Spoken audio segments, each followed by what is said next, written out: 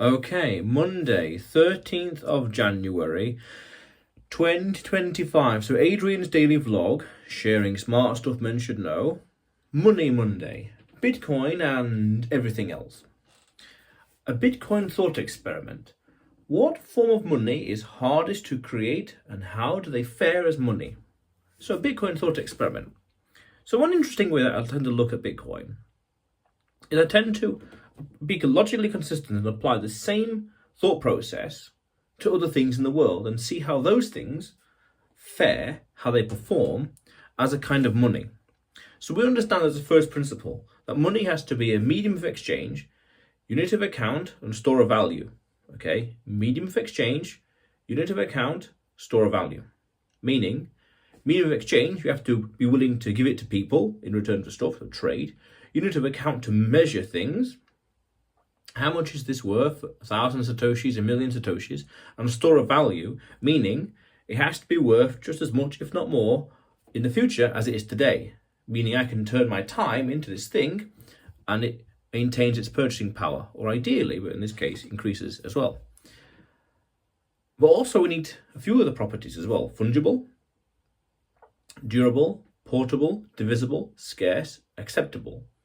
And then you could say intrinsic value as well, which we'll get on to. That's a little different. So fungible, they're the same thing. So a £10 note is the same as a £10 note. They're the same, even though they could look different. One could be torn here, one could be bent on the corner here. They're the same. Very nice. Fungible. Durable, meaning they're strong. They last time. You can throw it in water and it will still survive. It's like a noble gas. It doesn't not affected by the weather or time or things like that. It survives. It's durable. Portable, meaning you can carry it around. I can go from here to there and it's easy to move. Divisible, meaning I can break it down. So a £10 can be exchanged. £10 note can be exchanged for, say, 10 £1 coins, and Bitcoin could go into 100 million satoshis. Okay. And acceptable, so universal beauty. You could say the mathematics behind Bitcoin, or even I'm willing to accept. Quite literally, I want that, and you want it, so let's trade. It circumvents that coincidence of wants. Well, I have a book, and you have a cow. How many books are a cow, and vice versa? But if there's something we both want, Bitcoin, because it's medium of exchange, unit of account, store of value, all these other things, could we want that? And then also because it's hard to create, that's very important. I did a video about this back in April on the halvening, how Bitcoin is becoming even rarer because the emission rate is becoming rarer to create, and there's going to be even fewer of them in the future. So it's quite rare. But intrinsic value is an interesting thing because it kind of goes in the realms of a monetary premium, where when I hear monetary premium, I think the word distraction. So we have, say, this gold here, and the price could be in part determined by the industrial value. So people are buying it, the Apples and Microsofts of the world are buying it to put inside their computers. And there are those people who are buying it to store their wealth, store a value. Okay, but it's not very fungible. Durable, but not very fungible. Okay. So that means then that people are buying it for different reasons. But when you understand, and we'll get onto the thought experiment shortly, that there's a better form of money out there, you wouldn't want to use it as a store of value, so you can sell it as a store of value and buy something else. We both know what that's going to be. So people are going to move from one thing to another as they realize, I did a video about this as well, that Bitcoin is a monetary Schelling point. So this thought experiment is, apply these principles: fungible, durable, portable, divisible, scarce, acceptable, medium of exchange, unit of account, and store of value to anything and everything around you. Rocks. A rock, for example. Quite literally a rock. A book, for example. You apply the same principles to it. And you think, well, rocks are not fungible at all, very durable, somewhat portable, divisible, not really, scarce, not really, acceptable, so-so, not really, yeah, kind of. A book. Is it fungible? No. Durable? No. Portable? Yes. Divisible? No. Scarce? No. Acceptable? Yeah, I guess so. Yeah, okay. Well, 2 books, different sizes and different materials. Oh, the Bitcoin diploma, yeah, El Salvador. How cool is that? I did a video about this as well, actually, kind of, when I was outside the hardware store and when I interviewed the guy in the hardware store. So interesting, small world, isn't it? So, okay, well, what about cups? Cups, well, fungible? No. Durable? No. Very fragile. Portable? Yes. Divisible? No. Scarce? No. Acceptable? Yeah, acceptable. So. Okay. Clothing? Fungible? No. Durable? No. Yeah, so. Portable? Very. As we wear them, therefore we carry them. Divisible? No. Scarce? No. Acceptable? It depends. A collector's edition. Rare, beautiful, colours, patterns, material, yeah, maybe. And then you apply that logic to everything and you realise that, hang on, the best kind of money ultimately is Bitcoin. Fungible, every Bitcoin's the same. That's an interesting debate actually, but basically yes. Basically yes. Durable, very durable. It's all in cyberspace, so it's a hedge against entropy, and I'm sure I did a video about that as well. A hedge against entropy. Bitcoin entropy, something like that. Portable, yes, very portable. Again, it's in cyberspace, so it's purely online. Or you can have a brain wallet where the private keys are in your mind, so very portable, extremely portable. Divisible, yeah, 100 million satoshis, so very, very divisible. Scarce, increasingly so. 21 million only, as per the protocol. And over time, as the next halvenings, the next 10 or so years, is going to be even more scarce, so very scarce. Acceptable, yes. Acceptable because of those properties, and also because it's as a medium of exchange. People are using it. People are using it. The Bitcoin farmers market in El Salvador, in El Zonte, for example, is a good example. And there's other places out there that accept it. Some wine business online, and somewhat bit famous in the crypto Twitter space, and some beef farm, something as well. So there are places out there indeed. You need an account, yes. They're valuing their wealth. In fact, generally speaking, value your wealth in general in satoshis. There was this one tweet, I really want to find it, but basically impossible. That someone, I can only assume in El Salvador, in El Zonte, had a taco stand, and they were pricing their things in satoshis, food in satoshis. Now, practically speaking, I'm not sure how that works, but I saw that tweet. Now, of course, that's one tweet.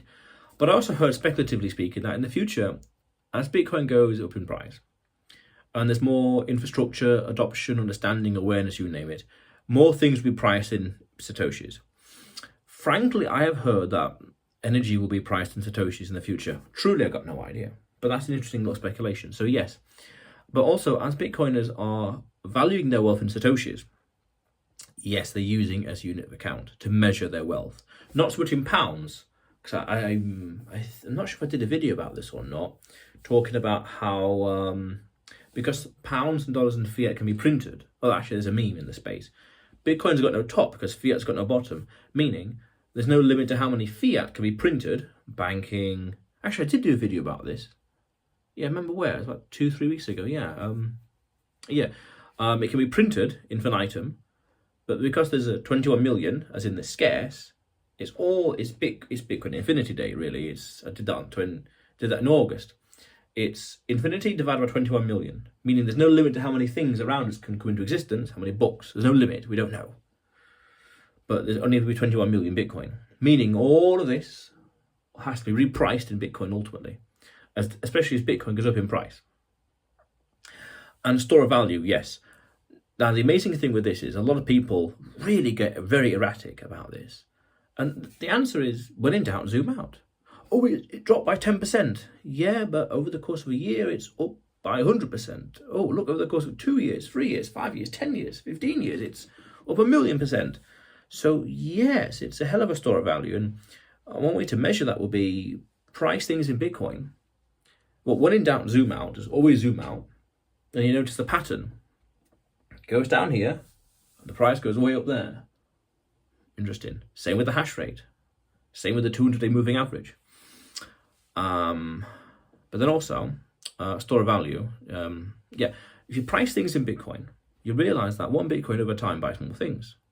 So, for example, you could say, a house anywhere in the world, in 2015, it would have been, say, 100 Bitcoin, just pick a number, 100 Bitcoin. But as the price goes up in dollar terms and fiat terms and pound terms, that same property, it takes fewer and fewer Bitcoin to buy it because Bitcoin is worth more. So over the years, it would go from 100 to 90 to 80, 70, 60, 50, 40, 30, 20, 10. In the future, that one house will be 1 Bitcoin. And what does that mean? You buy 1 Bitcoin, and as a store of value over time, it buys more stuff. Deflationary. That goes back into what we talked about earlier with regards to store of value. It increases in purchasing power over time. So yeah, actually your value, your livelihood is getting better as well. Your life is getting cheaper on a Bitcoin standard. I did a video about that as well. Unexpected benefit of being on a Bitcoin standard as well. That was months ago. That was powerful. So that's important. So that's an interesting thing. So look around and think, well, what about pens? Could they do the trick? No. Okay. Dollars and pounds? No. Things like that. There's not scarce at all. Okay. What about carpets? Carpets. Not very durable, nor portable. Quite heavy. Okay. Cables, watches, you name it. Selfie sticks, lamps, light bulbs, sellotape, anything. Books, photos, frames. No, that's not good at all. It lacks this, it lacks this, it lacks that. And then over time, as the awareness and understanding of the first principles of Bitcoin, money you can own, money you can spend, apolitical, decentralized, fixed supply, and censorship resistant. As more people understand those concepts, adoption will increase. I did a video about this as well, actually, when I was in Bialystok, that money is a rare internet money. And focus on adoption, awareness, understanding of technology. Because with that adoption comes more buyers, more people into the market, meaning they want a piece of that. They want to store their wealth in this thing that can't be debased, that's very fungible, very durable, very portable, divisible, scarce, acceptable. Meaning they all come to the same conclusion, meaning it's a Schelling point. So people are going to say, well, books and pens and cars, all these things aren't as good. What is better? Well, that lacks this, it's not as good, that's a bit weak, that's not very good. This Bitcoin thing, yeah, it ticks all these boxes, perfect, just what I need as a saver, an investor, a businessman, you name it, it ticks those boxes. Very interesting. And then this is why people in the Bitcoin space talk about it's going to be what's the word? Demonetized, I guess the word is demonetizing property. Bitcoin will make property cheap and affordable again, because people who are buying property for the monetary premium, i.e. as an investment, again, distraction, they're not buying it to live, they're buying it to hold and rent or hold and leave it empty as a savings account. And yet in the future, they'll realize that, hang on a minute, that's not very portable. It's somewhat durable, not fungible, not portable, not divisible, not really, it's kind of scarce. Acceptable? Yeah, I guess it is. So wow, and they've got two things, a property or this thing over here, which has all the properties, Bitcoin. Well, why would I bother with this, especially with Bitcoin instead, especially when there's no third-party risk on this, there's no rent risk, there's no legislation risk, there's no flood risk, there's no tort risk, there's no insurance risk. Well, by default, by definition, it's just code, it's just maths. Well, I'm going to go for this, aren't I? Yeah. So that's powerful. I think more people understand the first principles, they'll go from one asset to another, i.e. Schelling point. Schelling point. They all come to the same conclusion without coordinating, without communicating. They have the same thought process, access to the same information, the first principles, and have similar problems. You know, why is this piece of art or this car or this house not protecting my purchasing power? It's not a very strong store of value, or there's this legal problem, or there's this headache, there's a headache problem with a tenant, or some other hassle they need to sort out. Well, that's a problem, isn't it? It's at risk. And then the intrinsic value is an interesting thing, because there's two ways around that. As I mentioned, the monetary premium as a distraction, people are buying it for savings, people are buying it for industrial use. So as those people here, well, these people, there's no alternative, so to speak, as a material. Fair enough. You know, maybe in the future, technology, things like that. But over here, these people are buying it as a store of value, medium of exchange, store of value, unit of account, all those things. But again, first principles, they realize there's better things out there. So why would I bother with this when there's better things out there, i.e. Bitcoin? But also, as a practical, down-to-earth matter, I like to see it in a sense of pros and cons, cost benefit. You've got this product that has amazing properties and features. It does this, does this, does this, all these things. Amazing, everything, all these products. I mean, all these pros, amazing features, amazing. 10 out of 10, wow. Oh, but it doesn't do this thing over here. It doesn't do that. It does all these things here, except this of it. Oh, in a 10 out of 10, 10 out of 10, 10 out of 10, 10 out of 10, 10 out of 10. Wow. But over here, it doesn't do this one specific teeny tiny thing. It doesn't do that. All this, that, who cares? Whoops, I had a slight problem there with the technology. But as a practical matter, what difference does it make? Now you could say, well, it's that one specific thing, it's that one linchpin that's quite important. But yes, but all the other things it does in abundance. It's 10 out of 10 on this, 10 out of 10 that, and it solves many problems, many problems. What does it matter if it doesn't do this one particular thing? Fair enough. Very practical, down-to-earth way of looking at it. But really, people are going to look at it and think, actually, one step further, you could say it's backed by pure energy. Because when you look at all these assets, let's say gold, for example, what's backing gold? Well, it's atoms. Okay, it's the energy of the world. When you break it down fundamentally and follow the logic, the universe itself, the physics backs it up. Physics backs up gold, as in the atoms, the atomic structure. Well, what backs up Bitcoin? Well, it's electricity, it's atoms, electricity, atoms. It's that, and that's what's the closest form to pure energy. And this is quite deep. Closest form of pure energy, yet at the same time has all the monetary properties and values. Again, portable, divisible, fungible, all the rest. Well, it's Bitcoin. Because also, when you follow it one step further, Bitcoin, because there's no third party involved, it's got final settlement. For gold to have final settlement, meaning the transaction is confirmed, understood, everyone's happy, all the ledgers, all the clearing banks, all that sorted. For Bitcoin to do that, it would require infrastructure, people, insurance, transportation, you name it, banks, trusting, people trust. For Bitcoin, the transaction itself is final settlement. 10 minutes, or even really 60 minutes after 6 blocks, 6 confirmations, and then basically law of diminishing returns in terms of security says it's on the blockchain forever. Powerful stuff. So energy backs Bitcoin. The miners back Bitcoin. Electricity backs Bitcoin. What does it matter if it's not no intrinsic value? It's just all these amazing things. Who cares? But then also, some powerful stuff to consider. Wood, table, chairs, no. Not portable at all. You come to the same conclusion. Bitcoin. Makes sense. So an interesting thought experiment. Understand those concepts and apply the logic consistently, and you come to the same conclusion. And learn the first principles. That's very important. The first principles of Bitcoin, the maths behind it. Go on to ChatGPT and just type in 10 first principles of Bitcoin. And that right there, those things, those concepts, those ideas, because understand fundamentally Bitcoin is just maths, computer physics, computer science, maths, computer science, and physics. That's it. Maths, computer science, and physics. Wow. Bloody hell. And then you can go one step further. It's game theory as well. It's incentives, aligned incentives. It's powerful.